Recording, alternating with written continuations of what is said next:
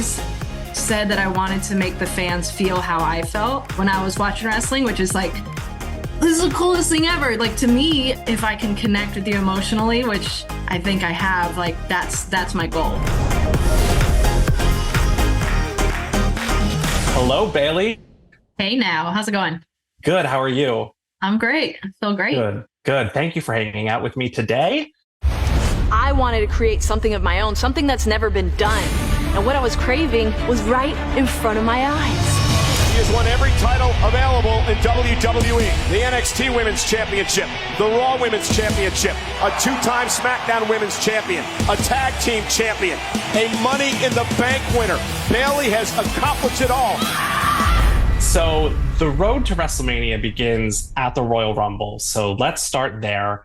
I want to know what that moment felt like, not from the point of view of Bayley, the role model, but from the person who grew up loving wrestling and probably imagined this moment 1,000 times. That moment didn't really exist up until like, what, 6 or 7 years ago, because there wasn't a women's rumble growing up. There was never a rumble that we could relate to or that we could dream about. So, but it's obviously it's one of everybody's favorite events and one of everybody's favorite matches. And no matter what, even if your favorite wrestler doesn't win, it's still such a cool moment. It's always memorable and it's always a highlight of the show. So for me, this one was just like,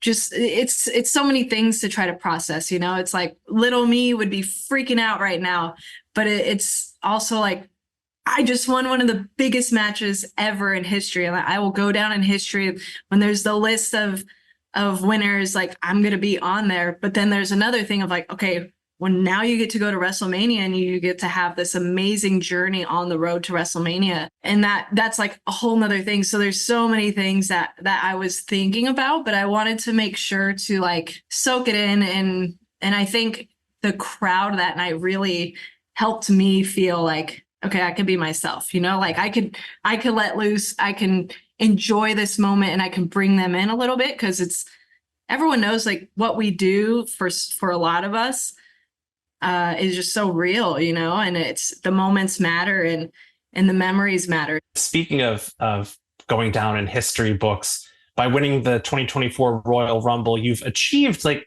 honestly nearly everything you can achieve in the WWE. So I mean, what is it that still drives you? What still excites you as a performer and a wrestler when you've kind of done everything?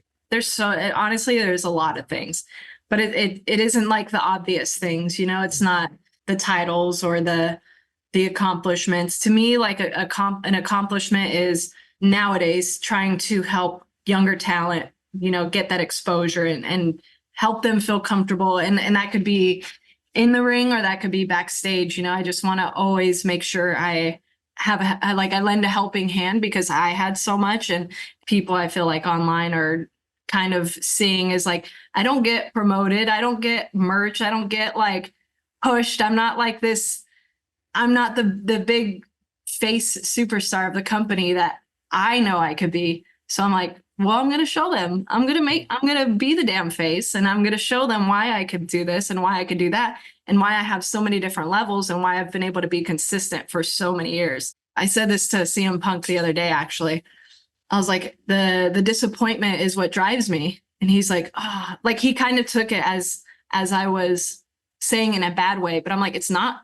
It's literally what drives me. Like if I'm in my gym and I don't feel like working out, I'm like, well, this is why you're not on the posters. I'm like, screw it, I gotta keep working out hard, you know, like little things like that. It's like it drives me. Whether you were the most babyface of baby faces, or you were trashing Michael Cole during the Thunderdome era, or you were fighting against all the faces as part of Damage Control, the fans really always have supported you, haven't they? Luckily, it's held on all these years. You know, of course, there's a few dull times in there, but I think I've just have this relationship with the fans that I have cemented no matter what, you know. I always said that I wanted to make the fans feel how I felt when I was watching wrestling, which is like, this is the coolest thing ever. Like to me, I did, and I'm sure you can tell by my in-ring style, but to me, I didn't really care about the moves. I didn't care about I knew a match was good to me, or that a match made me feel something emotionally,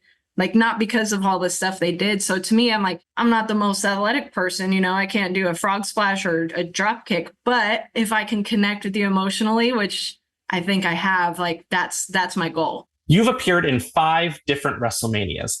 How much more special will it make it for you to be standing across the ring from IYO SKY at WrestleMania 40? That is something I never thought would happen. I used to think my first singles match was going to be with Sasha. Then I started thinking, okay, maybe it's going to be with Bianca. And the fact that it's IYO is just mind blowing. When I envision my matches, when I put my matches together in my mind, as I'm seeing myself do this stuff, I'm wrestling as good as IYO SKY. But then I watch myself do it. I'm like, oh God, that looks nothing like I thought it was going to look like. Oh, that's terrible. So now I have to get in there with her. It's intimidating because she does things that no one else could do. It'll be an honor to take it off of IYO. The Kabuki Warriors from behind. Oh my God! Bayley's got a pipe! IYO, I'll see you at WrestleMania. Bayley's going to WrestleMania! Speaking of titles, my most prized piece of pro wrestling memorabilia is this Winged Eagle title, autographed by the Heartbreak Kid, Shawn Michaels. Beautiful. I had to autograph it in person. I am curious, do you have a piece of memorabilia, even if it's something from your own career, that you really treasure? Wow. Do I? I have everything.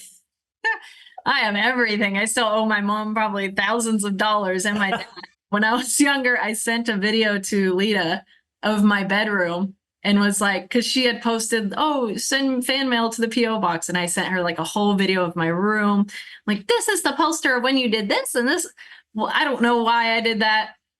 I sent it to her just so she could see it. And I'm like, she's probably never going to watch it. And like 3 weeks later, I'm sitting on my porch with one of my best friends and I get something in the mail and it's from her P.O. box.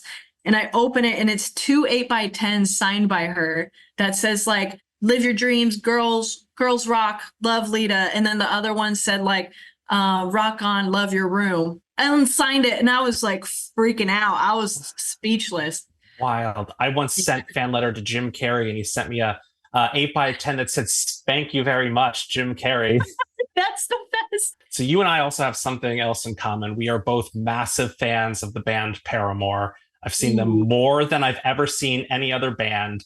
Fans have petitioned on social media to have Paramore play your theme song or a song live at WrestleMania 40. Is there any chance of that? Honestly, yeah, because I am going to fight for it. And I've already brought it up. I just don't know what their schedule's like these days. Like, it feels like they're on a little bit of like taking time off or something, but they just put out a new video. So maybe not. I would love for them to play Simmer because that was like during the pandemic, her solo album came out. So I was listening to that all the time and like Simmer would pump me up. So I'm like, let's do some Simmer into like my theme song or something. I don't know. I don't care. You can play anything you want. I'll come out to it. I'm really trying. So keep petitioning it. Let's keep tweeting about it. Do you think it would be reasonable to ask Haley Williams to sing "There Ain't No Stopping Us Now, We Celebrate"? That's not never coming back. Never coming back. Please don't even put that in the universe. Hell no. All right, so we'll wrap it up with this last question. It's very random. Does Cody Rhodes know that you have a cat named after his dad? I don't think so. No? I don't think I ever brought it up to him. I don't know. That's so funny. I also feel like that's kind of lame. I mean, we talk about his dad all the time, but like, I guess I never said, oh yeah, my cat's named after him. Like, I just got a Dusty Rhodes jacket from that company Chalkline, and I had it in this little like bucket, like this box. And my cat Dusty was laying on top of the Dusty jacket and you could see his name across it. I'm like, oh, that's so crazy. And she never lays in that box. It was crazy. I got like chills at that. Yeah, that's probably how I should tell him. Bayley, thank you so much for taking the time today. Good luck at WrestleMania 40. I've been such a huge fan of yours for so long, and you deserve all of the things and more. You are my role model. Thanks, dude. What was your name again? David.